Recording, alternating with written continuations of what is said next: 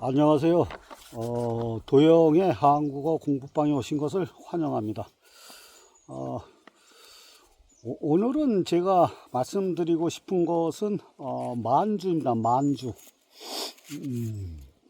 옛날엔 간도라고도 불렀는데 뭐 간도하고 만주는 좀 달라요. 다른데 하여튼 만주 하면 우리는 이제 고조선이 떠오를 겁니다. 고조선. 왜냐하면 고조선의 영역이 만주의 영역이기 때문이다. 그거하고 아주 100% 일치하거든요. 근데 이제 여기서 이제 바로 잡을 게 있습니다. 한 두 가지만 바로 잡고 넘어가겠습니다. 첫 번째는 고조선이라는 명칭에 관한 겁니다. 제가 옛날에 그 고조선을 언급을 하면서 왜 고조선이냐? 그 이성계의 그 조선하고 구별을 하기 위해서 옛고자를 써가지고 옛날에 조선이었다. 그래가지고 옛고자를 써서 고조선이라고 부른다고 제가 말씀드린 적이 있을 겁니다.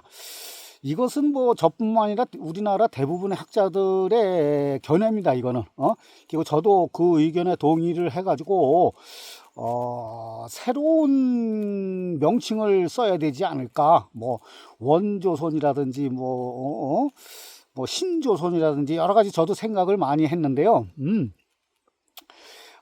근데 그게 아니더라고. 최근에 또 새로운 주장이 있어가지고 그거를 말씀드리려고 합니다.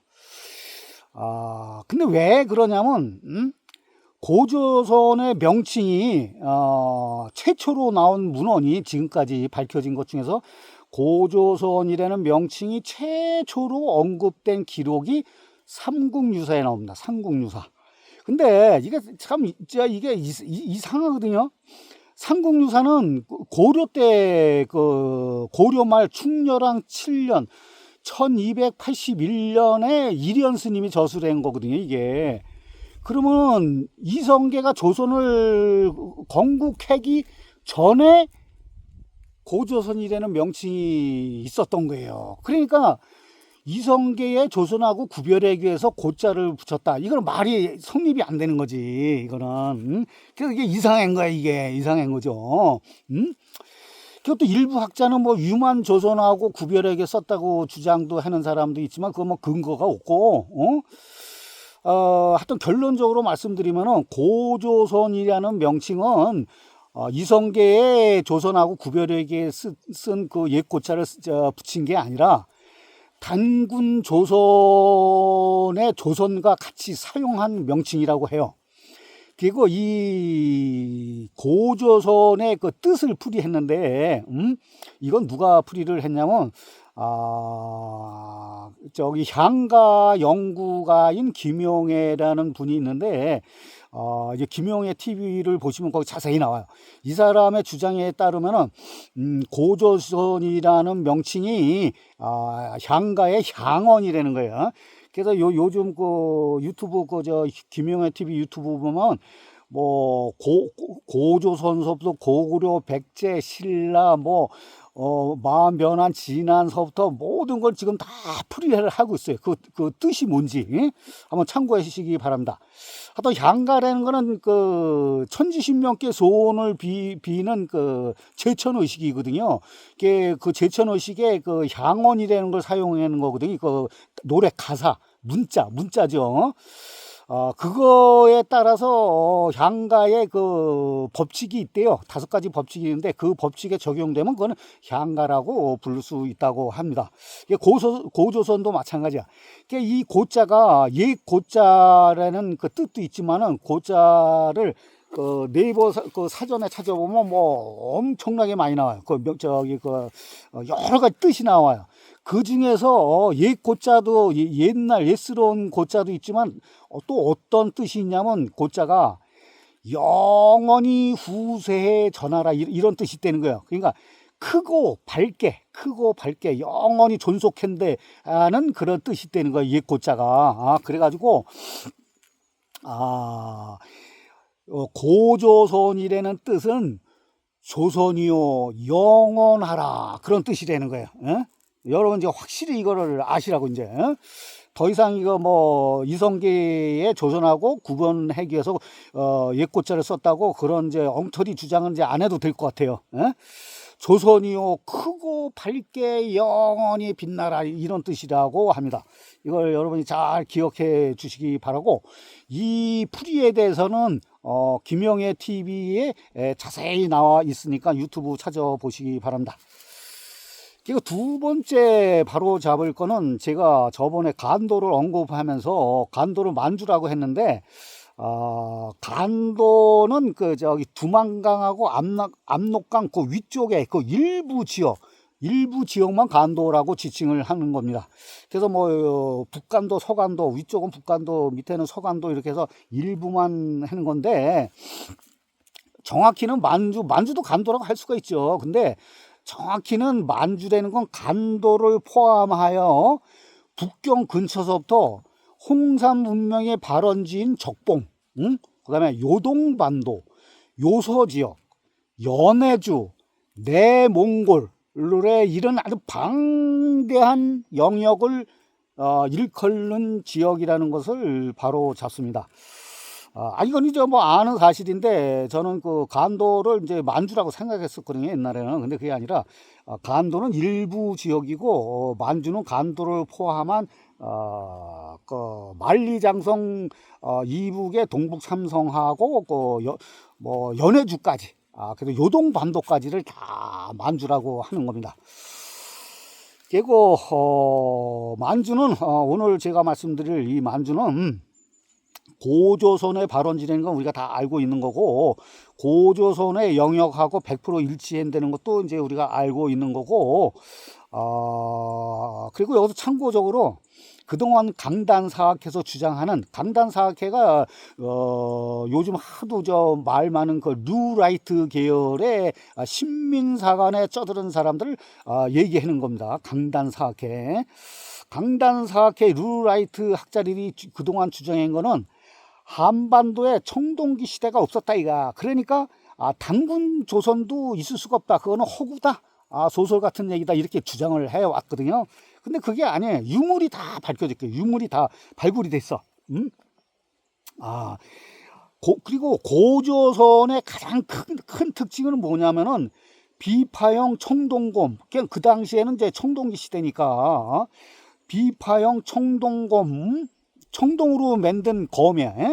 비파형, 그러니까 비파식으로 생긴 그 검을 얘기하는 거야. 비파형 청동검하고 미송령 토기, 이가 발굴이 되면 그게 이제 청동기 시대고, 그게 고조선이라는 거. 고조선이 그 지역에서 활발히 정치 활동을 했다는 증거거든요. 근데 그게 만주 지역에서 다 발굴이 됐고, 우리나라 한반도까지 다 발굴이 됐어. 북경 저쪽, 북경 그 더 밑에 지방까지 다 발굴이 돼 있거든, 황하 지역까지. 그래서 대표적으로는 요동 지역 마성자 문화와 정가자와 문화, 그다음에 대련시의 우기촌 유적, 그다음에 대릉하 유역의 유적, 강원도 양구 고대리 57호 고인돌, 대전 비례동 1호 고인돌, 청주 학평동 유적, 광주 역동 1호 묘제, 평안남도 성청군 백원리 9호 고인돌, 그다음 평양 부군 상원군 장리 1호 고인돌, 그다음 강원도 춘천시 뭐 중도라든지 이런 데서 모든 곳에서 비파형 청동검하고 미송리형 토기가 출토가 됐어요. 그러니까 이게 뭐야, 이게 다 그 지역이 고조선이 지배했던 지역이라는 것이 증명이 된 거야. 그러니까 강단사학회의 그 뉴라이트의 그 신민사관의 쩌들은 그 사람들이 주장한 거는 다 거짓말이라는 것이 이제 백일화에 드러난 것입니다. 하도 만주 지방에서 고조선이 2000년 동안에 흥망성쇠를 했잖아요. 전 세계전 역사에서 유례가 없다고 제가 말씀드렸죠. 그 역사 이야기 제가 총평을 하면서 말씀드렸죠. 그건 아주 이거는 부인할 수 없는 고고학적 사실이에요. 요즘은 고고학적으로 유물이 발굴이 돼야지만이 그걸 인정을 받는 시대거든요. 근데 다 유물이 다 나오잖아요. 어? 그리고 만주에서 흥망성쇠를 했던 왕조들이 무지무지 많았어요. 그게 다 고조선의 후예예요. 고조선의. 그러니까 고조선이 동이족이잖아요. 동이족. 다 동이족이에요.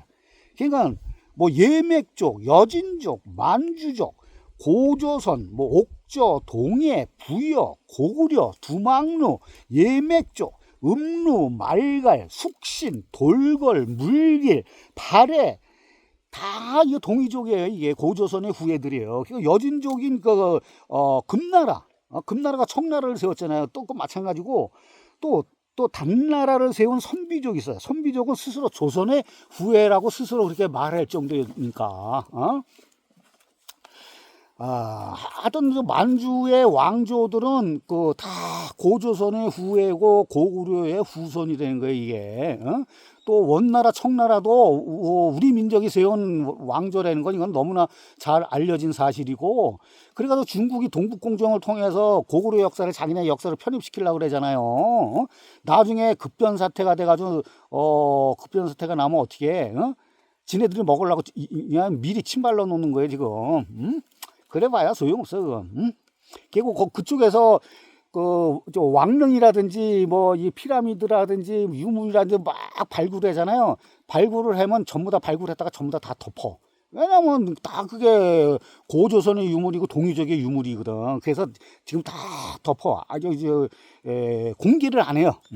그건 뭐 너무나 유명한 사실이고. 그리고 기록을 살펴보더라도 만주가 우리 동이족, 우리 한민족이 땅이라는 걸 알 수 있어요. 청나라 황제인 그 건륭제의 지시로 만든 만주의 역사책이 있어요. 이건 정사예요. 흠정 만주 원류고라는데 있는데 거기에서 나와요. 만주를 쭈신이라고 그래요. 쭈신이 조선이거든요. 조선. 그러니까 금나라 청나라 시조가 신라의 그 김씨라는 거는 뭐 흠정 만주 원류고에서도 자세히 나옵니다. 그게.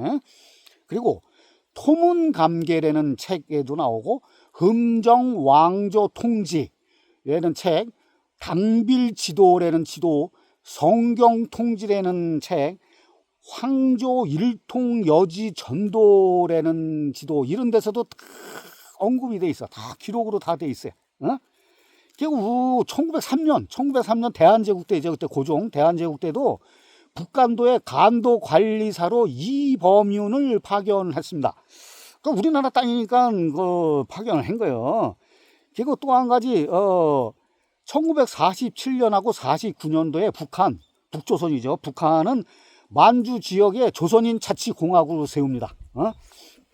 왜 이게 조선 땅이니까 북한에서도 북조선인데 그거를 아는 거예요. 그 조선 땅이니까 조선인 자치공화국을 세운 거야. 근데 한국 전쟁이 터진 거야. 한국 이제 47년하고 49년에서 50년에 한국 전쟁이 터졌잖아요. 그러면서 중공군이 참전을 하잖아요. 참전을 하는 바람에 그 얘기를 또 못한 거예요. 중국 귀속이 된 거야. 그래가지고 한때 소련의 도움으로 만주가 북한으로 편입될 뻔한 일도 있었대요. 그래서 소련이 스탈린이 만주를 북한의 김일성이한테 넘겨주려고 그랬다고 그러더라고. 근데 스탈린이 중국하고 충돌하는 거를 우려해가지고 포기하는 바람에 중국으로 넘어갔다고 그런 기록도 나오더라고요. 그리고 또 참고로 역사학자 토인빗 제가 저번에 역사 이야기에서도 말씀드렸는데, 이 사람의 주장은 1627년에서 1875년까지 만주, 연해주, 캄차카 지역에 대고려국이 존재했었다고 이 사람이 주장을 합니다. 이 사람이 조사를 했겠지. 조사하고 연구한 결과로는 거기에 대고려국이 1875년까지 존재를 했었다는 거예요. 그러면서 지도까지 거기 나와요. 인터넷 찾아보면 지도까지 나와요. 거기에 대고려국이라고 나와요. 그리고 거기에 1920년에는 만주에 젤레나 우크라이나라는 국가가 존재했었고, 1922년도에는 극동공화국이라는 국가도 존재했었다고 합니다. 하여튼 만주라는 건 지리적으로, 그리고 문화적으로, 역사적으로, 그 민족적으로 이게 국제법상으로도 우리나라 땅이라는 건 틀림없는 사실입니다. 이거는 부정할 수 없는 사실이야. 그러나 현재 중국이 만주를 실효 지배하고 있는 것도 사실입니다. 그러니까 실효 지배하고 있으니까 우리가 뭐 중국보다 국력이 약하니까 뭐라고 주장을 못하지. 근데 그 사실을 실효 지배하고 있다는 사실을 인정하더라도 우리가 만주를 되찾아올 가능성이 있어요.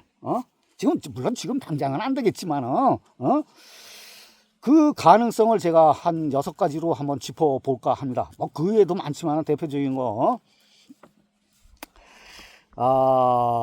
우선 첫 번째로 우리가 남북 통일화 돼가지고 우리가 강대국이 된다면 전 세계적으로 발언권이 세지잖아요. 그러면 우리가 만주를 되찾아올 가능성이 있어요. 거기는 뭐 조선족이 그 조선족 자치구잖아요. 동북 삼성이라는 게. 그리고 뭐 남북 통일이라는 게 지금 뭐 김정일이가 뭐 모든 걸 계약을 파기하고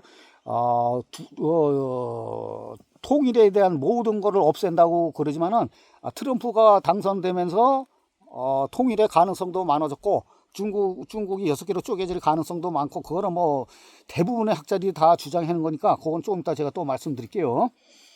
두 번째로 만주를 되찾아올 가능성. 두 번째는 중국 내 급변 사태가 발생할 가능성. 이거는 이제 구테타설이에요. 구테타설. 이 구테타설은 끊임없이 나왔어요. 끊임없이 나왔어요. 그거는 경제적으로 정치적으로 그럴 수밖에 없어요. 학자들이 그걸 다 연구해 보니까 구테타가 나올 수밖에 없는 그런 상황이 돼 있더라고요. 저도 보니까. 왜냐하면 제가 몇 번 언급했죠. 2018년도에 시진핑이가 개헌을 통해서 장기 집권을 했잖아요. 그래서 저기 굴러온 호박을 지발로 찼다고 그랬잖아요. 그러면서 중국은 거꾸로질 것이라고 제가 말씀드렸죠. 지금 뭐 거꾸로지고 있어요. 이거. 미국도 거꾸로지고 있지만 중국도 거꾸로지고 있다고. 그건 저번에 제가 몇 번 언급했기 때문에 그거는 자세히 말씀을 안 드릴게요. 실제로 그 2020년 7월 1일 날 대한민국 육군 교육사령부의 보고서가 나와. 그 보고서에 따르면은 우리에게 이거는 저기 그 육군에서 나온 거야. 우리에게 가장 위험한 적은 북한이 아니래. 북한이 아니라 저번에도 말씀드렸죠. 우리는 북한보다도 우리나라 주적은 인구 감소라 그랬잖아요. 근데 저기 육군 교육사령부의 보고서는 북한이 가장 위험한 적이 아니라 만주 군벌인 북부 정구래. 북부 정구가 북한보다 더 위험해 되는 거야. 그 북부 정구라는 건 뭐냐면 중국에 5대 정구가 있대. 5대 정구. 5대 정구가 있는데 그 중에 하나가 동북 삼성인 만주하고 내몽골 산동 반도를 관할하는 군부래. 그러니까 북부 정구가. 그래서 이 북부 정구의 그 임무가 뭐냐면 한반도에서 전쟁이 터지거나 급변 사태가 비상 사태가 발생하면은 바로 투입할 군대라는 거지. 이게 북부 정구가. 근데 이 북부 정구에서 구테타의 가능성이 가장 큰 정구라고 육군 보고서에 이게 나옵니다. 이게 2020년도예요. 얼마 전에 나온 거예요, 이게. 우리나라에서도 감지를 한 거예요, 구테타 감지를. 그 다음에 세 번째로 만주가 우리나라의 땅이 될 가능성, 되찾아올 가능성. 이거는 대한민국의 이제 각 그 주변의 국가에서 우리나라로 찾아와 가지고 연방을 제의한다고. 여러분들은 잘 모르시겠지만 그래서 대한민국에 귀속하겠다. 대한민국에 니네들이 연방을 만들면 대한민국 연방으로 내가 들어가겠다. 옛날에 소련이 계속 연방을 만들었잖아요. 그 뭐 지금 뭐 우크라이나서부터 뭐 수십 개 국가들을 뭐 그 스탄 뭐 아프가 뭐 무슨 스탄 키르기스탄 뭐 이런 스탄서부터 쫙 해가지고 연방을 만들었잖아요. 미국도 지금 연방제도 아니에요, 연방제도. 그런 식으로 중앙 정부가 대한민국이 되고 그 주변의 국가들이 귀속을 해가지고 연방으로 들어오겠다는 나라가 무지무지 많아요. 응? 이거 확실한 팩트가 있어. 제가 알기로는 그 러시아 저 시베리아 저 북쪽으로 가면 그 사하공화국이라는 데가 있어. 사하공화국의 고위 인사가 우리나라 노태우 정부 때 왔다고. 그리고 이명박 정부 때도 왔어. 그러면서 연방을 제의했다고. 내가 들어가겠다. 니네 나라 연방이 제의하면 들어가겠다 그랬는데 전부 다 거절을 했어. 왜 그랬는지는 모르겠지만 거절을 했다고. 근데 지금은 모르겠어요. 지금도 뭐 그런 생각을 갖고 있는지. 그리고 뭐 인도네시아, 뭐 몽골, 네팔, 베트남 이런 국가들도 긍정적인 반응을 갖고 있다고 저는 알고 있습니다. 그리고 또 여기서 이제 참고로 보고 계획이래 보고 계획이라는 게 있어. 보고 계획이라는 게 뭐냐면 2차 세계대전 당시에 일제는 황제 프위를 내세워 가지고 만주에다 괴뢰 정권인 만주국을 세우잖아요. 그래서 1932년서부터 45년까지 13년간 존속한다고 만주국이. 그런 다음에 2차 세계대전 패망을 하니까 패망하면서 없어졌는데 이건 그러면서 일제가 독일 나치하고 공모를 한다고. 공모해가지고 유태인들을 만주로 만주로 이주시키는 계획을 세워요. 이게 보고 계획이거든. 일본에서도 그 유대인들이 시온 의정서를 신봉했던 사람들이 많아. 기득권층에서. 일본 해군 대자인 아노지카 고레시케도 마찬가지야. 유대인의 시온 의정서를 신봉했던 사람이 이 사람이. 그래서 이 사람이 입안한 계획이에요. 보고 계획이라는 게. 그래서 유대인을 만주로 이주시켜 가지고 그들이 자본으로 만주 지역을 개발하려고 시도한 거예요. 그래서 보고라는 명칭은 그 일본의 이누지카 제독이 연설을 했는데 어떤 연설에 이 계획이 상당히 위험하긴 하지만 성공할 경우 큰 이득을 얻을 수 있다. 면 이를 맛이 좋지만 맹독을 지닌 보고에 비유한 것에서 유래했다 그래요. 물론 이제 결과적으로 미국이 그거를 이제 만주국 승인을 안 했거든. 결국 소련이 침공해가지고 이제 또 2차 대전 패망하면서 만주국도 멸망을 합니다. 근데 여기서 만주국이 멸망한 다음에 만주국의 그 주요 인사 있어. 주요 인사. 그러니까 황실의 주요 인사지. 우리나라 다 후예들이에요. 이 사람들이 해외로 망명을 한다고. 그래서 일본이라든지 캐나다라든지 호주 같은 데서 활동을 해요. 지금도 활동을 하고 현재는 호주에 만주국 임시정부를 구성을 해가지고 활동하고 있습니다. 그 대표적인 인정 용언들이 애신강라 총통이라든지 매봉걸 수상, 그 다음에 캐나다인 성쇠라든지 호주인 친진, 그 다음에 메이 수상 이런 사람들이 활동하고 있는데 그들이 2023년도, 그 작년이죠. 2023년 우리나라를 방문합니다. 방문을 하면서 서울 선언이 되는 거 우리나라 주요 인사를 만나가지고 같이 서울 선언을 발표를 해요. 그러면서 임정 수상인 메이 수상은 뭐라고 그러냐면 만주국은 한민족과 같은 동이족으로서 형제다. 주장하면서 연방정부를 맺자고 제의를 했습니다. 그러면서 형제 국가이자 연방연합국으로서의 동북아 평화 번영에 앞장서자는 아젠다를 서울 선언에서 발표했다라는 기사가 나옵니다. 이것은 아주 거대한 동북아시아의 경제 공동체, 정치 공동체, 문화 공동체가 탄생하는 거예요. 이거는 어마어마한 공동체가 탄생하는 겁니다. 그리고 또 네 번째로 만주가 되찾아올 가능성은 그 소수민족의 독립 가능성. 지금 거란족의 후예는 다우루족이라는 게 있어요. 다우루족이라는 게 있는데 이 사람들은 내몽골 흑룡강송에 거주해요. 이 사람들이 독립국가 논쟁이 지금 활발하고 있거든요. 그리고 티벳을 비롯한 50여 개 소수민족이 민족 자결주의 원칙에 의해 독립국가를 세워야 한다고 막 떠들고 있어요. 그래서 이게 세계적으로 호응을 무지무지 많이 받고 있어요. 이게 미국뿐만 아니라 서방에서도 많은 호응을 받고 있거든요.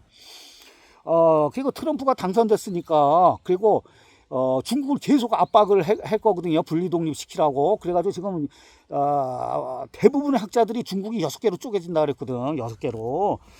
그거를 여러분 공부해 보세요. 인터넷 찾아보고 공부해 보세요. 가능성이 너무나 많아. 어떻게 6개로 쪼개지냐면 티베트, 그 다음에 신장 위구르, 그 다음에 몽골 제국, 그러니까 내몽골, 외몽골, 그 다음에 동북 삼성 조선족 자치구, 거기 만주, 그게 옛날 만주국이죠. 만주고, 그 다음에 이제 북중국, 그 다음에 남중국, 이렇게 6개로 쪼개진다는 거예요, 이게. 그럴 가능성이 너무너무 많아요. 옛날부터, 그거는 몇 년 전부터 얘기 나왔던 건데, 이번에 트럼프가 당선되면서 더욱 가능성이 더 많아졌어요. 그리고 또 하나, 이제 요즘 저번에 뉴스를 보니까, 하나가 나오는데, 참고로 중국의 대표적인 복장이 그저 치바오 아니 치바오 치마, 이거 한쪽 트인 치마잖아요.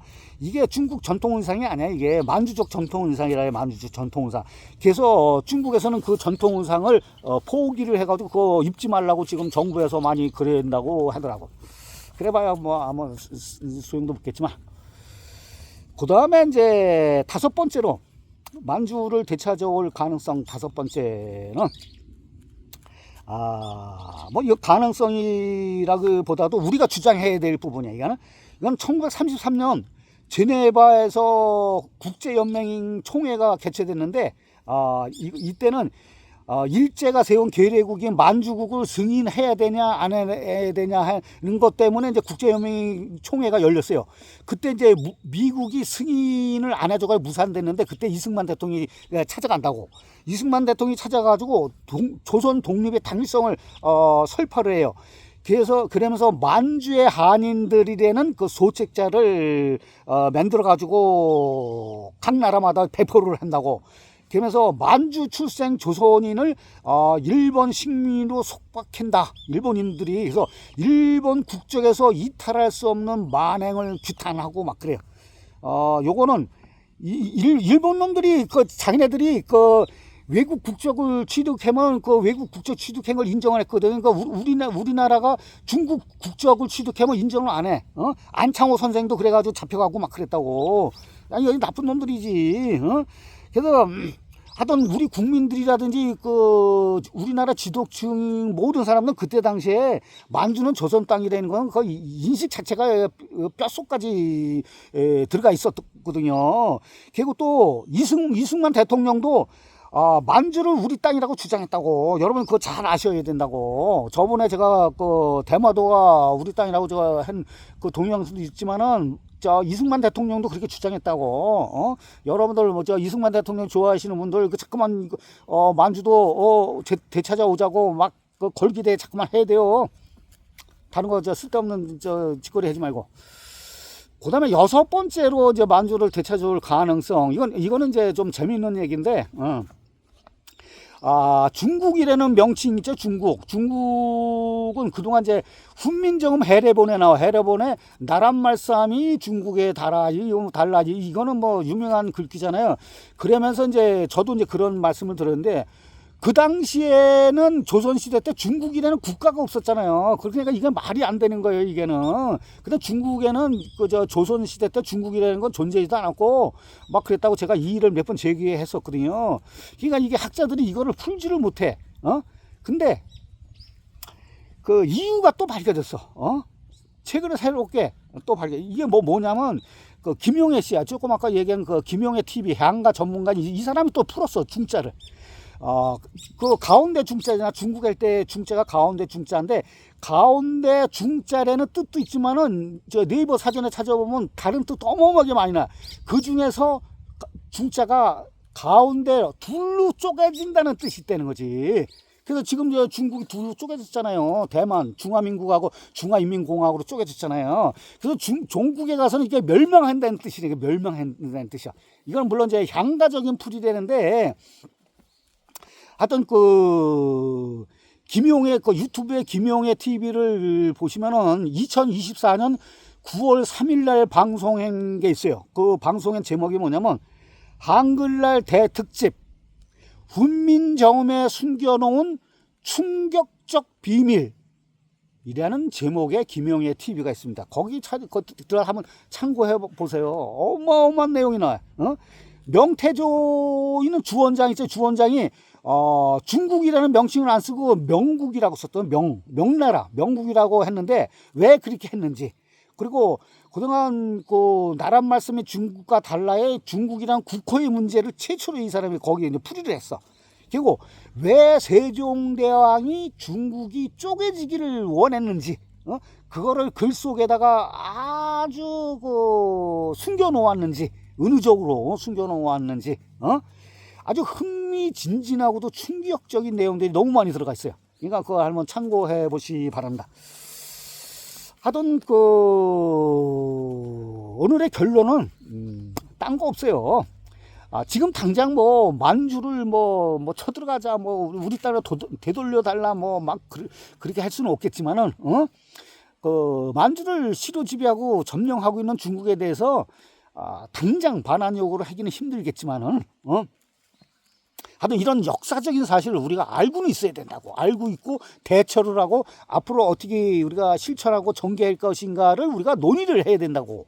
그러면서 우리가 고조선하고 고구려의 백성들이 우리나라 최초의 애국가인 어화가를 부르면서, 제가 어화가도 언급했어요. 어화가를 부르면서 호령했던 만리장성 이북지역의 고토 회복을 위한 사명을 한시도 우리는 잊지 말아야 할 것입니다. 오늘 이것으로 마치겠습니다.